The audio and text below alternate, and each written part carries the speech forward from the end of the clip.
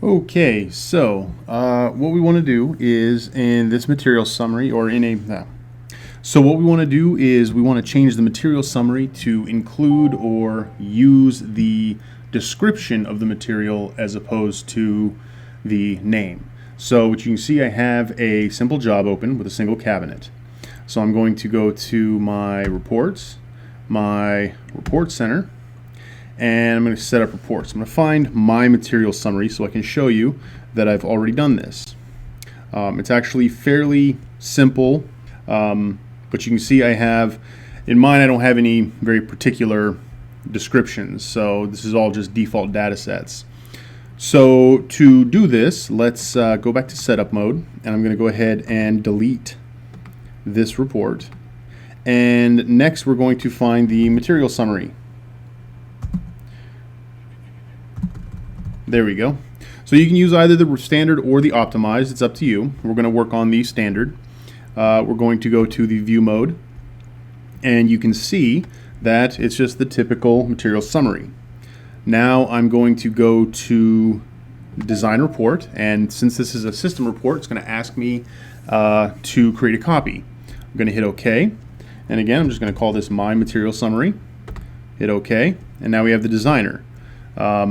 We don't want to do anything here yet, so we'll just close this out and we'll go to setup mode. You can see the material summary is selected, and we're going to go to properties. Now the material description is contained in the CX material table. Well, it's not yet, but we're going to make it so. We can't edit, as you can see when I select it, I can't edit any of these fields. So what I'm going to do is I'm going to create a new one. When we go here, we just find in the table, and everything's going to default to the CX materials. So we're going to go to the tables, and we're going to find material.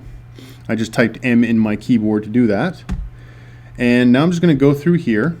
I'm going to click to select the first one. Use my arrow and space bar to just select everything. Just, want everything in there. Okay.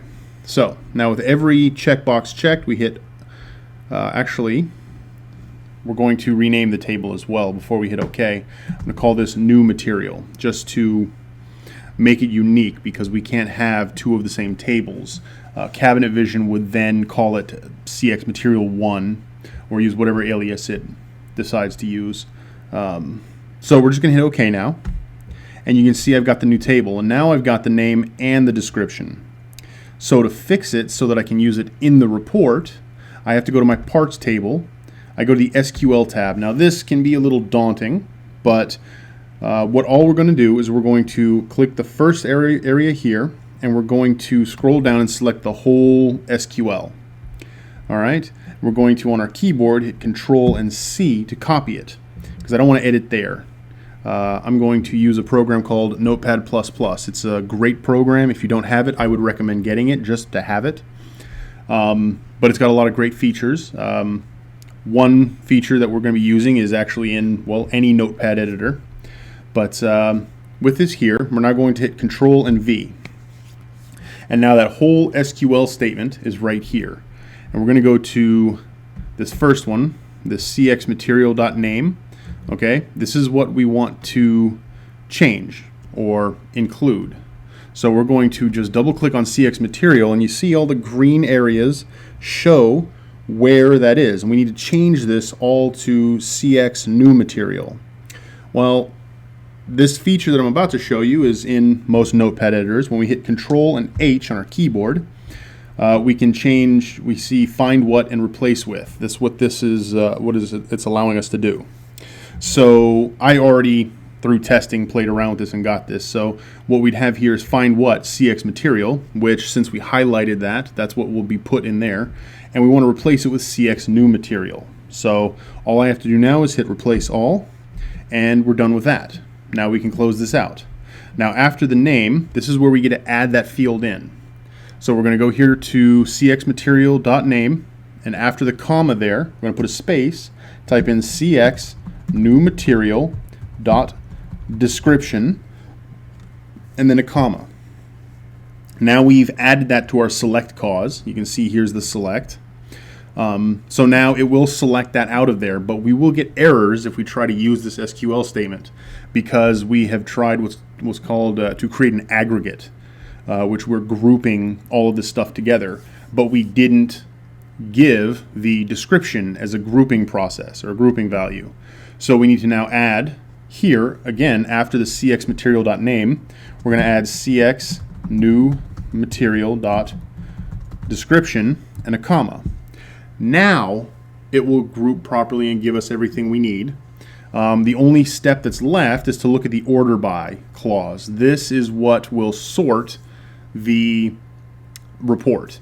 I'm going to leave it by the material name. If you need it to sort by the description, you would just double click on the name and change it to description.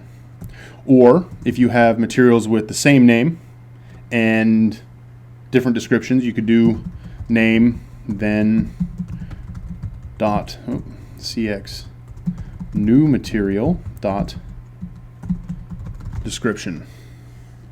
Okay, so we're just going to leave it alone, and right there. So now I'm going to go Control A on my keyboard, then Control C to copy it into the clipboard. Go back to Cabinet Vision, and this is still highlighted, so I'm just going to hit Control V. And when I go to the data preview, bam, there we go. I've got the name, the description, and everything else that I need.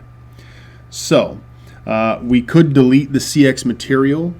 Well, we could attempt to, but you'll see it's still being referenced in the molding tab or molding table.